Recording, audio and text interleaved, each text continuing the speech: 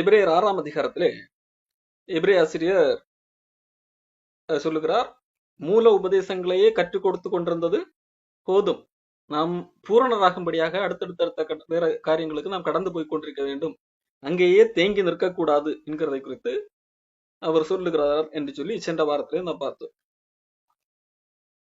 ஏன் போதும், இதற்கு மேல் தேவையில்லை என்கின்ற அடிப்படையில் சொல்லுகிறார் என்று சொன்னால் அதற்கு அடுத்ததாக விளக்கம் கொடுக்கிறார். ஏன் என்று சொன்னால் எபிரேயர் 6ஆம் அதிகாரத்திலே 1 படிக்கும்போது, கிறிஸ்துவை பற்றி சொல்லிய மூல உபதேச வசனங்களை நாம் விட்டு செத்த கிரியைகளுக்கு நீங்களாக மனம் திரும்புதல், தேவன் பேரில் வைக்கும் விசுவாசம், ஸ்நானங்களுக்கு அடுத்த உபதேசம், கைகளை வைக்குதல், மரித்தோரின் உயிர்த்தெழுதல், நித்திய நியாய தீர்ப்பு என்பவைகளாகிய அஸ்திபாரத்தை மறுபடியும் போடாமல் பூரணராகும்படி கடந்து போவோமாக என்று சொல்லுகிறார். இதற்கு முதல் காரணம், ஏற்கனவே பல முறை மூல உபதேசங்களே சொல்லிக் கொண்டிருக்கிறார்கள், சொல்லப்பட்டுக் கொண்டிருக்கிறது. அவர்கள் இன்னும் வளராததனால் நீதியின் வசனத்திலே அவர்கள் பழக்க முடியாத ஒரு சூழ்நிலை காணப்படுகிறது. ஆகவே இங்கே எபிரேய ஆசிரியர் சொல்லுகிறார், போதும், தேவனுக்கு சுத்தமானால் இப்படியே செய்வோம். என்ன, இனிமேல் மூல உபதேசம் தாண்டி அடுத்தடுத்த மக்கள் பூரணப்படுத்துவதற்கு, தேவன் விரும்புகின்ற ஒரு வாழ்க்கை வாழ்வதற்கு எதுவாக, இந்த பூமியிலே ரட்சிக்கப்பட்டவர்கள் எப்படி வாழ வேண்டும் தேவனுக்கு பிரியமாக என்கிற அடிப்படையிலே நாம் செயல்படுவோம் என்கிற அடிப்படையிலே பேசுகிறார். தேவனுக்கு சித்தமானால் அதை செய்வோம் என்று சொல்லி, ஏனென்றால் என்று சொல்லி ஒரு காரியத்தை ஆரம்பிக்கிறார்.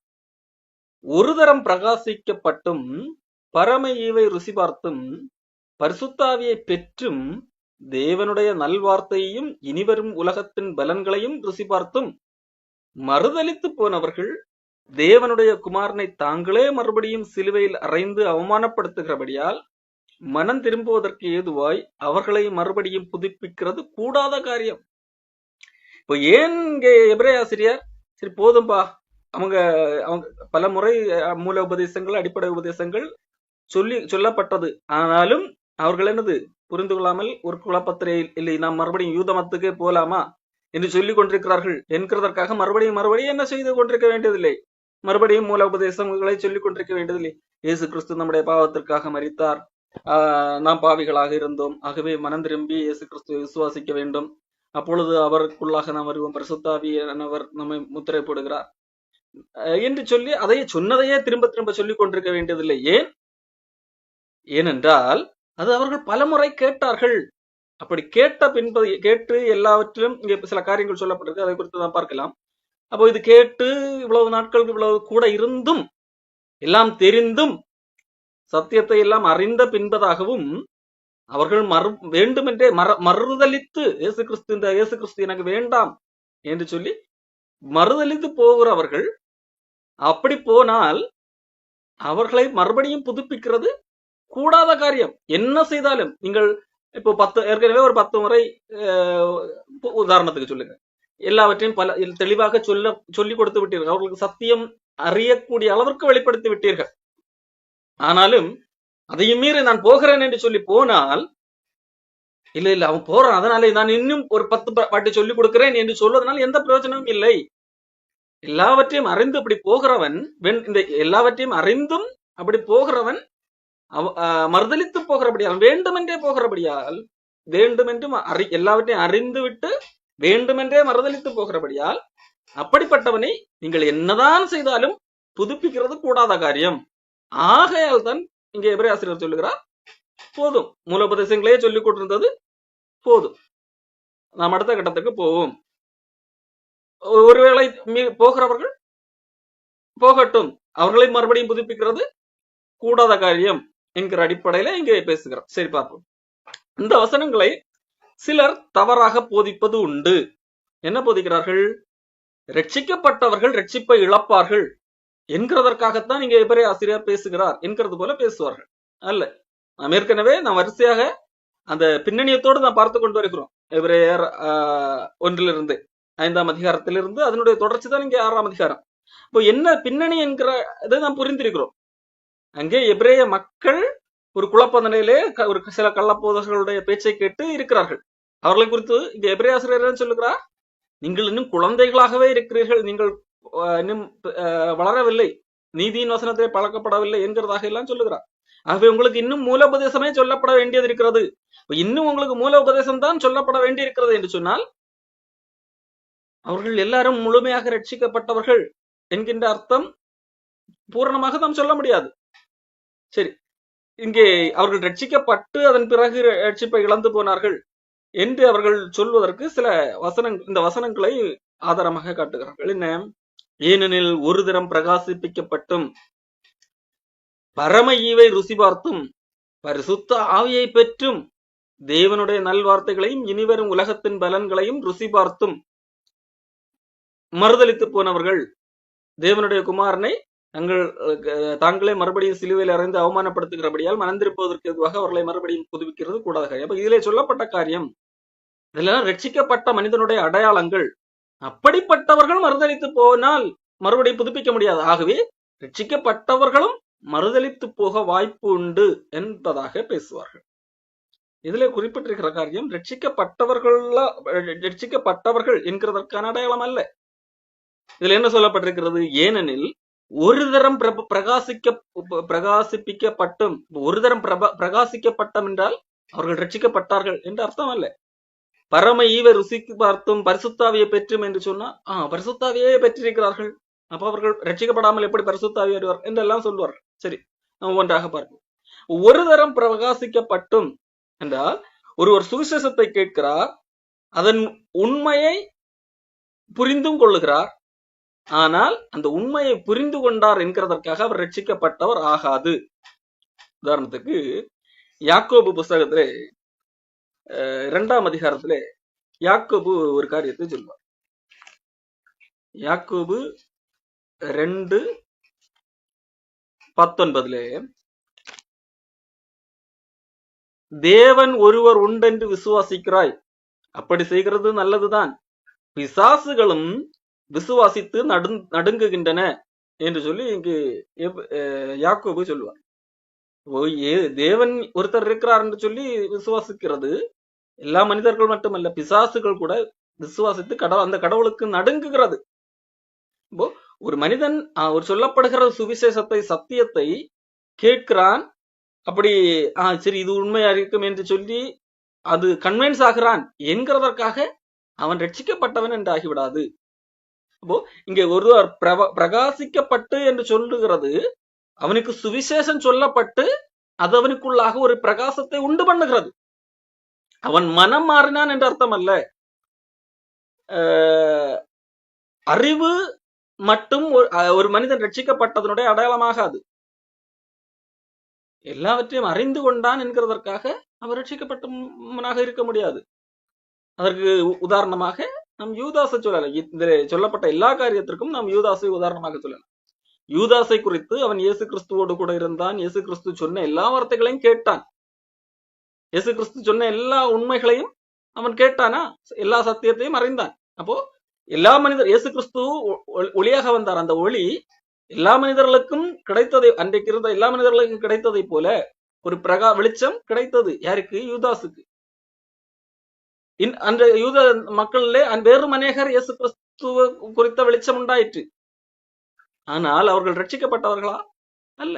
ரட்சிக்கப்பட வேண்டும் என்றால் இயேசு கிறிஸ்துவை விசுவாசித்து ஏற்றுக்கொள்ள வேண்டும் என்று சொல்லி வேதாகம் சொல்லுகிறோம். யூதாசை குறித்தோ அவன் அவிசுவாசியா இருந்தபடியால் என்று சொல்லி வேதாகம் சொல்லுகிறது. அவன் பண ஆசை பிடித்தவனாக மட்டுமல்ல, அவன் அவிசுவாசியாகவும் இருந்தான் என்று சொல்லி வேதாகம் சொல்லுகிறான். இன்னும் சிலரை குறித்து இயேசு கிறிஸ்து வாழ்ந்த காலத்திலே இயேசு கிறிஸ்து சொல்லுகிற அந்த பேச்சை கேட்டு அவர்கள் வெளிச்சம் பெற்றார்கள்.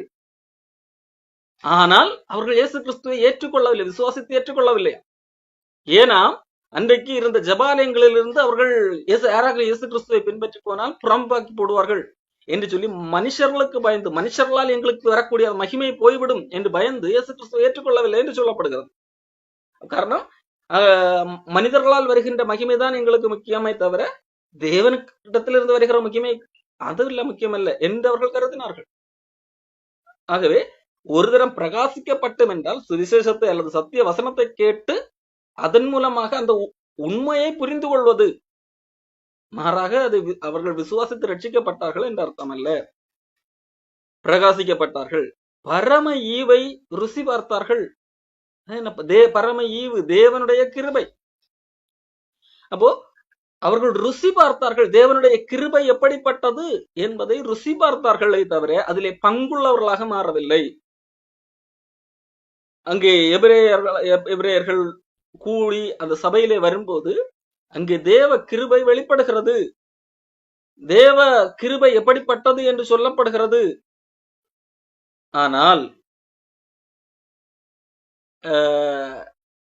அவர்கள் ரட்சிக்கப்பட்டார்கள் என்று அர்த்தம் அல்ல. மத்தேயு சுவிசேஷம் 7ஆம் அதிகாரத்திலே 22, 23 வசனங்கள்ல நீங்கள் பார்த்தால் இயேசு கிறிஸ்து ஒரு காரியத்தை சொல்லி, என்னை நோக்கி கர்த்தாவே கர்த்தாவே என்று சொல்லுகிறவன் அதிலே பிரவேசிப்பதில்லை, பிதாவின் சுத்தத்தின்படி செய்கிறவனே பிரவேசிப்பார், பரலோக ராஜ்யத்திலே பிரவேசிப்பார். அப்போ கடவுளை குறித்து நான் எல்லாவற்றையும் அறிந்திருக்கிறேன் என்றாலோ, கடவுளுடைய கிருபையை பற்றி நான் ருசித்திருக்கிறேன் என்றாலோ அவன் ரட்சிக்கப்பட்டவனாகிவிட மாட்டான். அதை ஏற்றுக்கொள்ளுகிறவன், இயேசு கிறிஸ்துவை விசுவாசித்து ஏற்றுக்கொள்ளுகிறவன் ரட்சிக்கப்படுவான். ஆனால் இங்கேதான் இங்கே தேக்க நிலை ஏற்படுகிறது. ருசி பார்த்தார்கள், பரிசுத்த ஆவியை பெற்றும். இந்த பரிசுத்த ஆவியை பெற்றும் என்பது ரட்சிக்கப்படும் போது பரிசுத்த ஆவியை பெற்றுக் கொள்ளுகிறார்கள் அல்லவா? அப்படி பெற்றுக் கொள்ளுகிறதை குறித்து இந்த இடத்துல எழுதவில்லை. இந்த இடத்துல நீங்கள் வேதாகமத்திலே பல இடங்கள்ல அப்போஸ்தலர் நடவடிக்கைகளை கூட பரிசுத்த ஆவியை பெற்றீர்களா என்று கேட்கும் போது நாங்கள் பெறவில்லை என்று சொல்லும் போது அவர்கள் கைகள் வைத்த போது ரட்சிக்கப்பட்டவர்கள் பரிசுத்த ஆவியை பெற்றதாக நாம் பார்க்க முடியும்.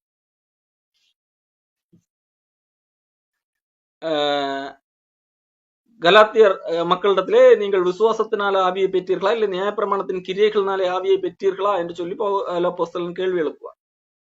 அப்போ அந்த இடத்துல எல்லாம் பரிசுத்த ஆவியை பெற்றுக்கொள்வது, ரிசீவ் என்கின்ற வார்த்தையை பயன்படுத்த, பரிசுத்த ஆவியை நாம் பெற்றுக்கொள்வது.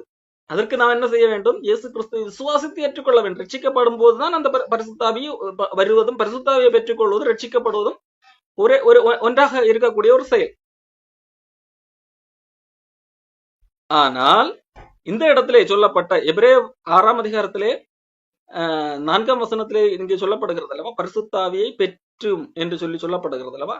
இது பரிசுத்த ஆவியை தனிப்பட்ட விதத்திலே பெற்றுக்கொண்டதை குறித்து சொல்லப்பட்டதல்ல. ரிசீவ் என்கின்ற வார்த்தை அங்கே பயன்படுத்தப்படவில்லை. நீங்கள் ஆங்கில வேதாகமத்தை பயன்படுத்தினால் நீங்கள் அதிலே படித்து பார்த்தால் தெரியும். பார்டேக்கர்ஸ் என்கின்ற வார்த்தை தான் பயன்படுத்தப்பட்டிருக்கும். அதாவது அந்த பங்காளர்கள் என்கின்ற, அதாவது பங்காளர்கள், அந்த கூட்டாளிகள் என்கின்ற அர்த்தத்திலே வரக்கூடிய வார்த்தை தான் பயன்படுத்தப்பட்டிருக்கும். பரிசுத்த ஆவிக்குள்ளாக பங்காளர்கள் ஆனவர்கள் என்கின்ற அர்த்தத்திலே, அதாவது பரிசுத்த ஆவியானவர் தனிப்பட்ட விதத்திலே பெற்றுக்கொண்டவர்கள் என்ற அர்த்தத்திலே இந்த இடத்திலே பயன்படுத்தப்படவில்லை. தனிப்பட்ட விதத்திலே ஒரு மனிதன் பெற்றுக்கொண்டால் என்றால் அவன் ரட்சிக்கப்பட்டவன் தான் பரிசுத்த ஆவியை பெற்றுக்கொள்ளுகிறவனாக இருக்கிறான். ஆனால் இந்த இடத்துல அந்த வார்த்தை பயன்படுத்தப்படவில்லை. மாறாக பரிசுத்த ஆவியில் பங்கடைந்தவர்கள் என்கின்ற அர்த்தத்திலே சொல்லப்பட்டிருக்கிறது. பரிசுத்த ஆவியிலே எப்படி பங்கடைந்தார்கள்? இங்கே சபை கூடி வரும்போது அங்கே சுவிசேஷம் பிரசங்கிக்கப்படுகிறது. சுவிசேஷம் பிரசங்கிக்கப்படும் போது யார் மூலமாக சொல்லப்பட்ட வார்த்தை? பரிசுத்த ஆவியினுடைய ஏவுதலினால் சொல்லப்படுகிற வார்த்தை. பேதுரு ஒரு முறை அனனியா சப்பீரால் வஞ்சித்து வந்தபோது பேதுரு சொன்ன வார்த்தை தெரியுமா? நீ பேதுருவுக்கு முன்பாக பொய் சொன்னா என்று சொல்லவில்லை. மாறாக பரிசுத்த ஆவியின் இடத்திலே பொய் சொல்லும்படி சாத்தான் உன் இருதயத்தை நிரப்பினது என்ன என்றுதான் கேள்வி கேட்பார். அப்போ பரிசுத்தாவின் என்றால் அங்கே சபையாக இருக்கிற பட்சத்திலே அங்கே பரிசுத்தாவியே இருக்கிறார். எப்படி ஒவ்வொரு தனி மனிதனுக்கு பரிசுத்தாவியை பெற்றவர்களாக இருக்கிறார்களோ, சபை இருக்கிறது என்றால் சபை பரிசுத்தாவியானால் நடத்தப்படுகிறது. ரட்சிக்கப்பட்டவர்களுடைய கூட்டம் பரிசுத்தாவியானவர் நடத்துகிறார். அப்போ அங்கே எப்படி ஒரு 100-200 பேர் உதாரணத்துக்கு சொல்லுங்க, அல்லது 10-15 பேர் இருக்கிறார்களோ, கூட்டமாக இருக்கிறார்களோ, ஒன்றாக கூடுகிறார்களோ, அங்கே பரிசுத்தாவியானவர் இருக்கிறார். அப்ப அந்த கூட்டத்திலே பங்கடைந்தவர்கள், பரிசுத்த ஆவியானவர் இருக்கின்ற இடத்துல வந்து பங்கடைந்தவர்கள் என்ற அர்த்தம் தான் அங்கே வருகிறது. ஆக பரிசுத்த ஆவியை தனிப்பட்ட விதத்திலே பெற்றுக்கொண்டவர்கள் என்ற அர்த்தத்திலே வரவில்லை. ஆகவே இதை வைத்துக் கொண்டு பரிசுத்த ஆவியை பெற்றார்கள் என்ற வார்த்தை இருக்கிறது, ஆகவே அவர் ரட்சிக்கப்பட்டதை தான் குறிக்கும் என்று சொல்லி தவறாக சிலர் புரிந்து கொள்ளுகிறார்கள். அவர்கள் வேறு மொழிபெயர்ப்புகளையும் சேர்த்து படிப்பது நலமாக இருக்கும். சரி, இப்ப பரிசுத்தாவியை பெற்றது என்று சொல்லும்போது ஆவியின் கிரியைகளை பார்க்கக்கூடிய காரியங்கள், அன்றைக்கு அற்புதங்கள் எல்லாம் நடந்தது. அப்ப ஆவியின் செயல்கள் எல்லாம் பங்கெடுக்கக்கூடிய காரியங்கள் அன்றைக்கு இருந்தது. அப்போ அந்த ஆவியானவருடைய செயல்களை நேரடியாக கண்ட மக்களாக இருந்தார்கள். இதைத்தான் எபிரேயர் புஸ்தகம் 2ஆம் அதிகாரத்திலே கூட இந்த எபிரேய ஆசிரியர் பயன்படுத்துவார். எபிரேயர் புஸ்தகம் 2ஆம் அதிகாரம் 3ஆம் வசனம், முதலாவது கர்த்தர் மூலமாக இயேசு கிறிஸ்து மூலமாய் அறிவிக்கப்பட்டு பின்பு அவரிடத்தில் கேட்டவர்களாக நமக்கு உறுதியாக்கப்பட்டதும். அடுத்து பாருங்கள், அடையாளங்களினாலும் அற்புதங்களினாலும் பலவித பலத்த செய்கைகளினாலும் தம்முடைய சித்தத்தின்படி பகிர்ந்து கொடுத்த பரிசுத்த ஆவியின் வரங்களினாலும் தேவன் தாமே சாட்சி கொடுத்ததாக இருக்கிற இவ்வளவு பெரிய ரட்சிப்பு. இப்போ ஆண்டவர் ரட்சிப்பை கொடுத்து சாட்சி கொடுத்தார். எப்படி? அப்போஸ்தலர்கள் இயேசு கிறிஸ்து மூலமாக சொல்லப்பட்டு அவரிடத்துல கேட்ட அப்போஸ்தலர்கள் மூலமாக உறுதியாக்கப்பட்டு அதைத் தொடர்ந்து அந்த அப்போஸ்தலர்கள் இயேசு கிறிஸ்துவால் அனுப்பப்பட்டவர்கள் தான் என்கிறதை உறுதிப்படுத்தும்படியாக அடையாளங்கள், அற்புதங்கள், பலவித பலத்த செய்கைகள், தம்முடைய சித்தத்தின்படி பகிர்ந்து கொடுக்கப்பட்ட பரிசுத்த ஆவியினுடைய பல்வேறு விதமான வரங்கள், இப்படி வரங்களினால் சாட்சி கொடுத்ததாக இருக்கிற ரட்சிப்பு. அப்போ இப்படிதான் ஒரு மனிதன் காப்பாற்றப்பட முடியும் என்று சொல்லி அன்றைக்கு சாட்சி, இந்த ரட்சிப்புக்கு சாட்சியாக ஆண்டவர் இவ்வளவு காரியங்களை செய்தார். இப்போ இதிலே பங்கடைந்தவர்கள் எல்லாம் ரட்சிக்கப்பட்டிருக்க வேண்டும் என்ற அவசியம் இல்லை. காரணம் பாருங்கள், இவ்வளவு பெரிதான ரட்சிப்பை குறித்து நாம் கவலையற்றிருப்போமானால் அப்போ ஆண்டவர் இந்த ரட்சிப்புக்காக இவ்வளவு பெரிய சாட்சிகளை கொடுத்திருக்கிறவர். ஆனால் இதை குறித்து கவலையற்று இந்த ரட்சிப்பு எனக்கு வேண்டாம், இந்த ரட்சிப்புக்கு எனக்கு வேண்டும், கடவுளால் நான் காப்பாற்றப்பட வேண்டும் என்கின்ற உணர்வற்று அது கிடைக்குதோ இல்லையோ என்று, அல்லது நான் கிரியை செய்து சம்பாதிப்பேன் என்கின்ற மனநிலையில இருப்பீர்களானால் வரப்போகிற தண்டனைக்கு எப்படி தப்பிப்பீர்கள் என்கிற அடிப்படையில் இங்க எபிரேய ஆசிரியர் ஏற்கனவே எழுதியிருக்கிறார். கிட்டத்தட்ட அதேவித காரியம் தான் இங்கேயும் சொல்லப்படுகிறது. எபிரேயர் 6ஆம் அதிகாரத்திலே பரிசுத்தாவியின் பெற்றும், அதாவது பரிசுத்த ஆவியினுடைய செயல்களிலே பங்கெடுத்து கொண்டவர்கள், அப்படி பங்கெடுத்து கொண்டும் தேவனுடைய நல்வார்த்தையை ருசி பார்த்தும் தேவனுடைய வார்த்தைகளை அனுபவித்தார்கள். அங்கே கூடும்போது பிரசங்கிப்பவர் மூலமாக தேவனுடைய வார்த்தையை பெற்றுக் கொண்டார்கள். அப்போ தேவனுடைய வார்த்தையை பெற்றுக் கொண்டவர்கள், ரசிப்பவர்கள் எல்லாம் ரட்சிக்கப்பட்டவர்கள் என்று ஆகிவிட முடியாது. இயேசு கிறிஸ்து வாழ்ந்த காலத்திலே அநேக மக்கள் இயேசு கிறிஸ்துடைய பேச்சை கேட்ட வந்தார்கள். ஆனால் ஒரு முக்கியமான கட்டத்திலே இது கடினமான உபதேசம், இதெல்லாம் பின்பற்ற முடியாது என்று சொல்லி போயும் விட்டார்கள். அப்போ அதே போல தேவனுடைய வார்த்தையை அது தங்களுக்கு நன்மையாக இருக்கும் என்கின்ற நம்பிக்கையிலே சிலர் வந்தார்கள். அப்போ அப்படி வந்தவர்கள் எல்லாம் ரட்சிக்கப்பட்டவர்கள் என்று ஆகிவிட முடியாது. அப்படி பெற்றுக்கொண்டவர்கள், நல்வார்த்தையை ருசி பார்த்தவர்கள். அடுத்ததாக இனிவரும் உலகத்தின் பலன்களை ருசி பார்த்தவர்கள். அப்போ இனி வரக்கூடிய உலகம், இனிவரும் உலகத்தினுடைய பலன், அதை ருசி பார்த்தவர்கள். அப்போ இனிமேல் வரக்கூடிய ஒரு உலகம் இருக்கிறது அல்லவா, அந்த உலகத்தை ருசி பார்த்தார்கள். எப்படி? ஆண்டவர் அதை தங்களுடைய அற்புத செயல்கள் மூலமாக, தேவ சக்தியின் வெளிப்பாடு மூலமாக, குணமாக்கும் வரங்கள் மூலமாக ஆண்டவர் பலவிதமான காரியங்களை வெளிப்படுத்தினார். அன்றைக்கு முதல் நூற்றாண்டிலே ஆரம்ப சபையிலே பலர் இதை வெளிப்படையாக கண்டார்கள். ஆனாலும் அவர்கள் விசுவாசிக்கவில்லை. அப்போ இனிமேல் வரப்போகிற உலகம் இப்படி எல்லாம் இருக்கிறது என்கிறதை குறித்து அவர்களுக்கு சொல்லப்பட்டது. அதுக்கு டெமான்ஸ்ட்ரேஷனாக பல்வேறு காரியங்கள் அன்றைக்கு காண்பிக்கவும் பட்டது. அதையெல்லாம் ருசி பார்த்தார்கள், ஆனால் பங்கடையவில்லை. அப்போ அப்படி ருசி பார்த்தும் இவ்வளவு காரியங்கள் எல்லாம் நடந்தும், அப்போ பாருங்கள், இவர்கள் எல்லாவற்றையும் அறிந்தவர்கள், சத்தியத்தை அறிந்தவர்கள். இந்த இவ்வளவு காரியம் சொல்லப்பட்டிருக்கிறது அல்லவா, ஏனெனில் ஒரு தரம் ருசி பிரகாசிக்கப்பட்டும் பரமையை ருசி பார்த்தும் பரிசுத்தாவியை பெற்றும் தேவனுடைய நல்வார்த்தையும் இனிவரும் உலகத்தின் பலன்களையும் ருசி பார்த்தும். அப்போ இவ்வளவு காரியங்கள் சொல்லப்பட்டிருக்கிறது. இதை சுருக்கி ஒரே வார்த்தையில சொல்ல வேண்டும் என்றால், சத்தியத்தை அறிந்தவர்கள், சத்தியத்தை அறிந்தும் மறுதலித்து போகிறவர்கள். இப்போ சத்தியத்தை அறிந்தார்கள், ஆனாலும் இந்த இயேசு வேண்டாம், அந்த சத்தியம் எங்களுக்கு வேண்டாம் என்று மறுதலித்து போகிறார்கள்.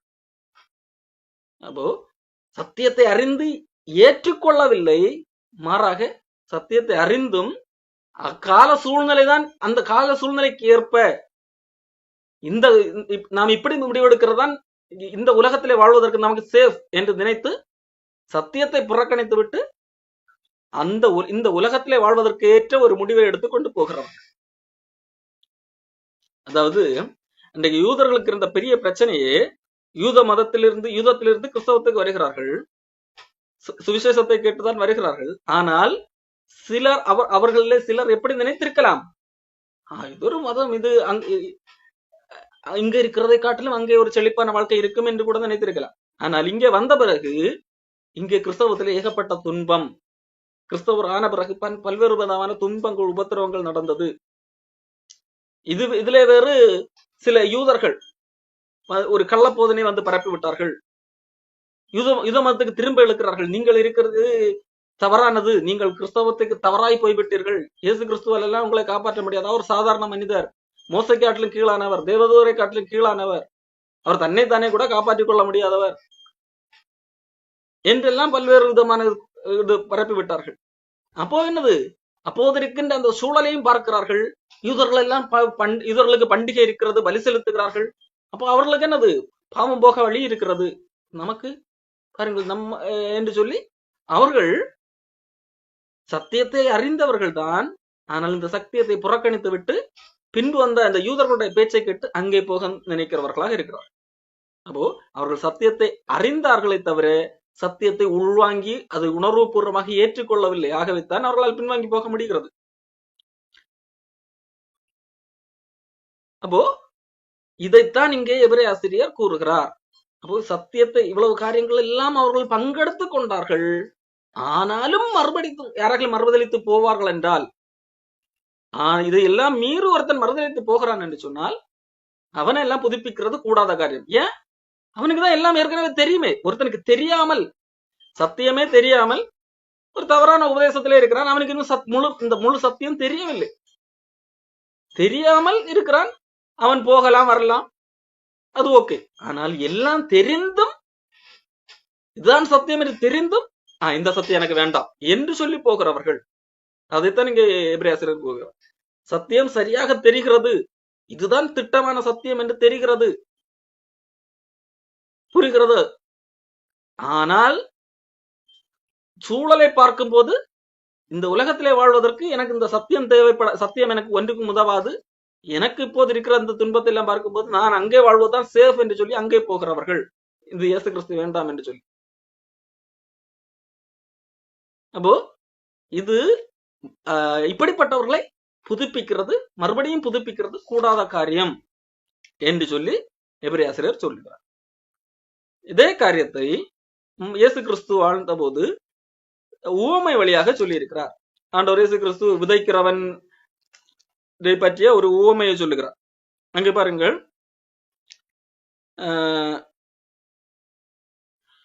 சில விதைகள் வழி அருகே விழுகிறது, சில விதைகள் முள்ளுள்ள இடத்திலே விழுகிறது, சில விதைகள் கற்பாறை நிலத்திலே விழுகிறது என்றெல்லாம் சொன்னார் அல்லவா.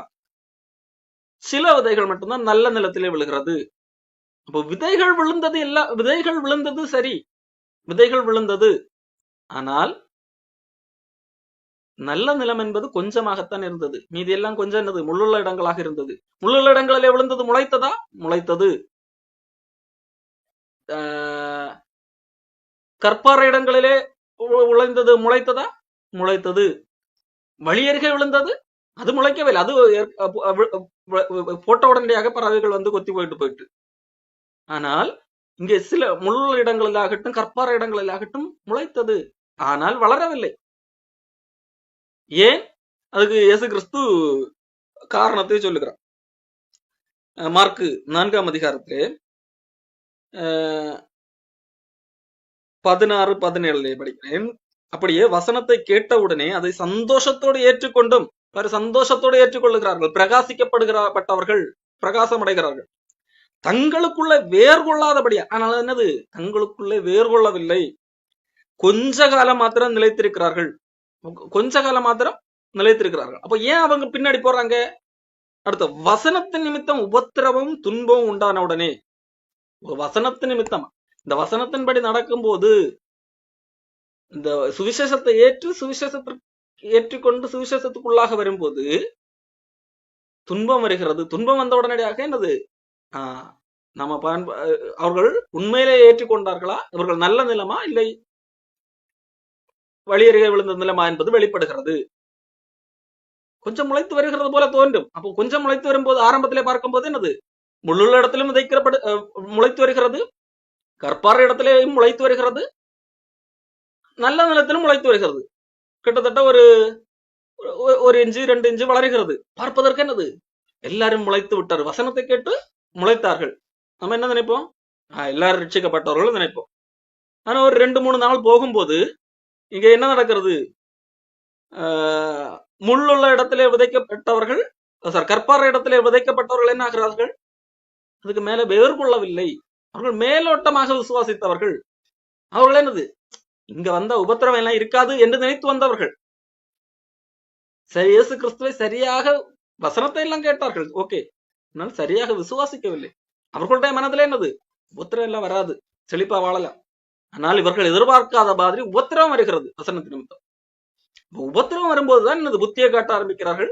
அது என்னவாகிறது, இடரல் அடைந்து போகிறார்கள்.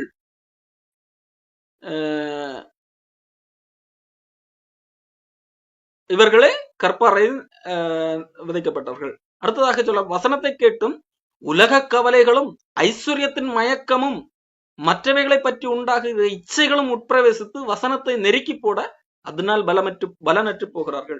இப்போ இங்கே ஒரு கூட்டம் சொல்லப்படுகிறது, இவர்கள் என்னது, பார்ப்பதற்கு நாம் முளைத்தவர்களை போல தோன்றி முள்ளுள்ள இடத்திலே விதைக்கப்பட்டவர்கள் வதை, அதுவும் கொஞ்சம் வளரும்போது இதுவும் ரட்சிக்கப்பட்டவர்கள் என்பது போல தோன்றும். ஆனால் ஐஸ்வர்யத்தின் மயக்கம் இருக்கிறது, உலக கவலை இருக்கிறது, இதை பற்றிய இச்சைகள் இதெல்லாம் இருக்கிறது. அப்ப எதுக்காக வசனத்தை விசுவாசித்திருக்கிறார்கள்?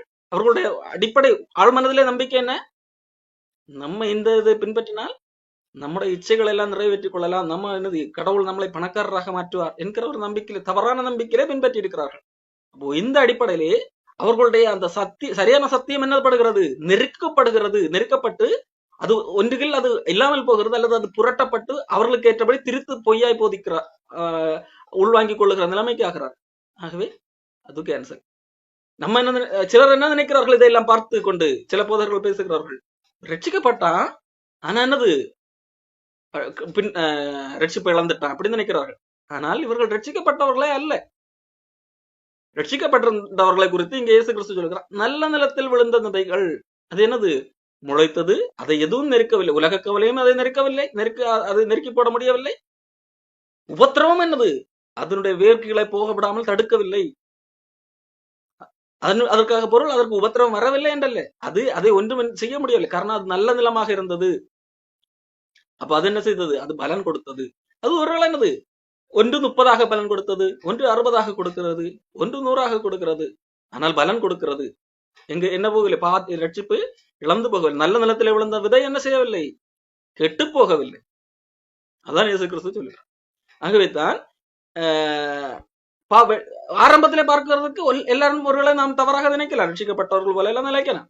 ஆனால் முடிவிலே அல்ல, அவர்களுடைய போக போக வாழ்க்கையை பார்க்கும்போது நமக்கு தெரியும், அவர்கள் ரட்சிக்கப்பட்டவர்களா, உண்மையிலே ரட்சிக்கப்பட்டவர்களா, இல்லை இவ்வளவு நாளும் தவறான முடிவிலே ரட்சிக்கப்பட்டதை போல நடித்துக் கொண்டிருந்தார்களா என்று சொல்லி, அந்த அடிப்படையில் தான் இங்க எபிரேய ஆசிரியர் சொல்லுகிறார். இப்படி இந்த அடிப்படையிலே இருக்கிறவர்கள், எல்லா சத்தியத்தையும் அறிந்தும் நான் இந்த இயேசு எனக்கு வேண்டாம் என்று சொல்லி போகிறவர்கள், அவர்களை மறுபடியும் என்னது புதுப்பிக்க முடியாது, காரணம் அவர்கள் எல்லாம் தெரிந்து போகிறவர்கள் என்று சொல்லுகிறார். எப்படி எனில், தொடர்ந்து கிட்டத்தட்ட அந்த நான் இப்பொழுது சொன்ன அந்த விதைக்கிறவன் பற்றிய உவமை போல ஒரு காரியத்தை இங்கே எபிரேய ஆசிரியர் பயன்படுத்துகிறார். எப்படி புதுப்பிக்க முடியாது, தன்மேல் அடிக்கடி பெய்கிற மழையை குடித்து தன்னிடத்தில் பயிரிடுகிறவர்களுக்கு ஏற்ற பயிரை முளைப்பிக்கும் நிலமானது தேவனால் ஆசீர்வாதம் பெறும். அடிக்கடி மழை பெய்கிறது, அந்த மழையை குடிக்கிறது, அப்படி மழையெல்லாம் குடித்து பயிரிடுகிறவர்களுக்கு ஏற்ற பலனை கொடுக்கிற அந்த நிலமாசி கர்த்தரால் ஆசீர்வாதம் பெறும். விதை ஆண்டவர் கொடுக்கிற வசனங்கள் மேலே சொல்லப்பட்ட காரியங்கள் தான். தேவனால் பிரகாசிக்கப்பட்டு அந்த வாய்ப்பு, கடவுள் கொடுக்கிற வாய்ப்பு, பரிசுத்த ஆவிக்கு அந்த அதிலே பங்கடையக்கூடிய காரியம், தேவனுடைய நல்வார்த்தையை ருசிக்கக்கூடிய காரியம், இனிமேல் வரக்கூடிய பலன்களை எல்லாம் ருசி பார்க்கக்கூடிய காரியம், இது எல்லா வாய்ப்புகளும் கொடுத்த பிறகும் அதனால் பலன் கொடுப்பார்கள் என்றால் அது தேவனால் ஆசீர்வாதப்படும். ஆனால் இந்த வாய்ப்புகள் எல்லாம் பெற்றும் முள் செடிகளையும் முள் பூண்டுகளையும் முளைப்பிக்கிற நிலமோ அது நல்ல நிலம் அல்ல. நல்ல நிலம் என்றால் நல்ல பயிரை தான், பலனை தான் கொடுக்கும். அப்ப மோசமான நிலமாக இருந்தால், இதயம் என்று சொல்வது எதைக்கு ஒப்படுகிறது? இயேசு கிறிஸ்துவ சொல்லும் போது நிலம் என்று சொல்லும் போது இதயத்துக்கு ஒப்படும், மனிதனுடைய சிந்தனை. அப்போ அது மனிதன் நல்லவன் மீன்ஸ் விசுவாசிக்கிறவனாக, ரட்சிக்கப்படக்கூடிய மனநிலையில இருக்க இயேசு கிறிஸ்துவை முழுமையாக ஏற்றுக்கொள்ளுகிறவனாக இருந்தால் அவன் ரட்சிக்கப்பட்டவனாக இருப்பான். இங்கே பிரச்சனை என்னவென்றால், இது மோசமான நிலம், முள் பூண்டுகளையும் முள் செடிகளையும் முளைப்பிக்கிற நிலம். அப்போ அது எப்படி, அதுக்கு அது எல்லாவற்றையும் ருசி பார்க்கிறது. ஆனால் அது பலனாக என்னத்தை கொடுக்கிறது? முட்செடிகளையும் முள்பூண்டுகளையும் தான் கொடுக்கிறது. அப்படி செய்யப்படுகிற நிலத்துக்கு என்ன பரிசு கிடைக்கிறது? சபிக்கப்பட்டதற்கு ஏற்றதாகவும் சுட்டரிக்கப்படுவதே அதன் முடிவுமாயிருக்கிறது. பாருங்கள். அப்போ இங்கே எபிரேய ஆசிரியர் தெளிவாக சொல்லுகிறார், நாம் பல முறை மூல உபதேசங்களை திரும்ப திரும்ப திரும்ப சொல்லிவிட்டோம், போதும், நாம் பூரணராகும்படி அடுத்தடுத்த வேரியங்களை பேசி போவோம். ஏன் தெரியுமா? இவ்வளவு காரியங்கள் எல்லாம் சொல்லப்பட்டும், சத்தியத்தை எல்லாம் இவ்வளவு தெளிவாக சொல்லியும், அதை இவ்வளவு இந்த சத்தியத்திலே பங்கடைந்தும், இந்த சத்தியத்தை சரியாக கேட்டும் சிலர் இந்த இயேசு வேண்டாம் என்று போகிறார்கள் என்றால் அவர்களை மறுபடியும் எல்லாம் புதுப்பிக்க முடியாது. காரணம், நிலம் கெட்ட நிலம், அவர்கள் நல்ல நிலம் அல்ல. தன்னிடத்திலே பெய்யப்படுகிற அந்த தண்ணீரை எல்லாம் பெற்று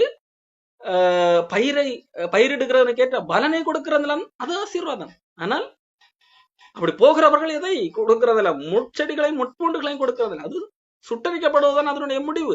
ஆகவே என்னது? போதும், சத்தியம் ஏற்கனவே பலமுறை சொல்லப்பட்டாயிட்டது என்றால் போதும், திருப்பி திருப்பி எல்லாம் அது சொல்லிக் கொண்டிருக்க வேண்டிய அவசியம் இல்லை என்கிற அடிப்படையை சொல்லுகிறார். இவ்வளவு சொல்லிவிட்டு இங்க எபிரேய ஆசிரியர் ஒரு நம்பிக்கையும் கொடுக்கிறார். பாருங்கள், பிரியமானவர்களே, இது பொதுவாக இங்க எபிரேயர் மக்கள் யாராகவும் இப்படி போகிறார்கள் என்றால், மறுதலித்து போகிறார்கள் என்றால், இப்படி இதுதான் அவர்களை மறுபடியும் புதுப்பிக்க முடியாது என்று பவுல் சொல்லுகிறார். ஆனாலும் நீங்கள் அப்படிப்பட்டவர்கள் என்று தான் சொல்லவில்லை. இந்த எபிரேய மக்களே சிலர் அப்படி இருக்கிறார்கள், அல்லது சிலர் அப்படி குழம்பி இருக்கிறார்கள் என்கிற செய்தி கேட்டுதான் இந்த எபிரேய ஆசிரியர் எழுதுகிறார். அதுக்காக எல்லாரும் அப்படிப்பட்டவர்கள் என்று சொல்லி இப்படி முத்திரை போடவில்லை. பாருங்கள், பிரியமானவர்களே, நாங்கள் இப்படி சொன்னாலும் நன்மையானவைகளும் ரட்சிப்புக்குரியவைகளுமான காரியங்கள் உங்களிடத்துல உண்டாயிருக்கிறது என்று நம்பி இருக்கிறோம். இப்ப நாங்க என்னது, எல்லாம் ஒட்டுமொத்தமாவே எல்லாரும் நீங்க என்னது ரட்சிக்கப்படாதவங்க, நீங்க எல்லாம் உங்களை எல்லாம் மறுபடியும் புதுப்பிக்கவே முடியாது, அப்படி நான் ஒரு முடிவுக்கு வரல. எல்லாருமே ஒருவேளை இப்படி ஒருத்தன் போறான்னா அவன் அப்படி, ஆனா நீங்க எல்லாம் அப்படிதான் அப்படின்னு சொல்லிட்டு ஒரு அப்படி சொல்லல. நாங்க உங்களுடைய செயல்களை எல்லாம் பார்க்கும்போது எப்படி உங்களிடத்துல நீங்கள் ரட்சிப்புக்குரியவைகளுக்கான காரியங்கள் எல்லாம் பார்க்கும்போது அதெல்லாம் உங்களிடத்துல உண்டாயிருக்கு அப்படின்றது நம்புகிறோம் என்றால் ஒரு எங்களுடைய நம்பிக்கை. அந்த நம்பிக்கை எப்பொழுது குலையும்? நீங்கள் ஒருவேளை விட்டு போனா எங்களுடைய நம்பிக்கை குலையும். இருந்தால் ஓகே, நாங்கள் உங்களை குறித்து சரியாக கணித்திருக்கிறோம் என்ற அர்த்தம். இது எபிரேய ஆசிரியர் சொல்லுகிற காரியம். ஏனென்றால் எப்படி உங்களிடத்தில் ரட்சிப்புக்கு ஏதுவான கிரியைகள் இருக்கிறது என்று நாங்கள் நம்புகிறோம்? நீங்கள் ரட்சிக்கப்படாதவர்கள் என்றுதான் தீர்த்து சொல்லவில்லை. நீங்கள் நீங்கள் ரட்சிப்புக்கு ஏதுவான காரியங்களிலே இருக்கிறீர்கள், நீங்கள் இயேசு கிறிஸ்துவை மறுதலித்து போனீர்கள் என்று நான் சொல்லவில்லை என்று சொல்லி இங்க எபிரேய ஆசிரியர் சொல்வதற்கு காரணம், உங்கள் கிரியையையும் நீங்கள் பரிசுத்தவான்களுக்கு ஊழியம் செய்ததினாலும் செய்து வருகிறதுனாலும் தமது நாமத்திற்காக காண்பித்த அன்புள்ள பிரயாசத்தையும் மறந்து விடுகிறதற்கு தேவன் அநீதியுள்ளவர் அல்லவே. நீங்கள் அசதியாயிராமல் வாக்குத்தத்தமான ஆசீர்வாதங்களை விசுவாசத்தினாலும் நீடிய பொறுமையினாலும் சுதந்திரித்துக் கொள்ளுகிறவர்களை பின்பற்றுகிறவர்களாக இருந்து உங்களுக்கு நம்பிக்கையின் பூர்ண நிச்சயம் உண்டாகும்படி நீங்கள் யாவரும் முடிவு பரியந்தம் அப்படியே ஜாக்கிரதையை காண்பிக்க வேண்டும் என்று ஆசையாக இருக்கிறோம். இப்போ என்ன எபிரேய ஆசிரியர் என்ன சொல்லுகிறார்? உங்களுடைய சில கிரியைகளை பார்க்கும்போது நீங்கள் பரிசுத்தவான்களுக்கு ஊழியம் செய்து வருகிறது, இயேசு கிறிஸ்துவனுடைய நாமத்திற்காக காண்பித்த அன்புள்ள பிரயாசம், இதெல்லாம் மறந்து விடுகிறதுக்கு தேவன் அநீதி உள்ளவர் அல்ல. ஆகவே நாங்கள் உங்களை குறித்து நம்பி இருக்கிறது என்ன? நீங்கள் ரட்சிக்கப்பட்டவர்கள் தான் என்று நம்பி இருக்கிறோம். அந்த நம்பிக்கையை நீங்கள் காப்பாற்றுங்கள், அந்த நம்பிக்கையில நீங்கள் உறுதியாக இருங்கள் என்கிறதாக இங்கே எபிரேய ஆசிரியர் சொல்லுங்க. மாறாக இந்த பகுதி என்னது, ரட்சிக்கப்பட்டவர்கள் அதை இழந்து போவார்கள் என்கிறதை குறித்து இங்கே பேசவில்லை. இது அங்கே உள்ள சூழ்நிலையிலே சில மக்கள் இப்படி இருக்கிறார்கள் என்று சொல்லி கேள்விப்படும் போது அதை குறித்து எழுதினது. ஒருவேளை யாராக போனால் அவர்கள் ரட்சிக்கப்படாதவர்கள், அவர்கள் கெட்ட நிலத்தை சார்ந்தவர்கள். ஆனால் நீங்கள் எல்லாரும் அப்படித்தான் என்றுதான் சொல்லவில்லை என்கிற அடிப்படையில் இங்கே எழுதியிருக்கிறார். தொடர்ந்து அடுத்த வாரத்தில்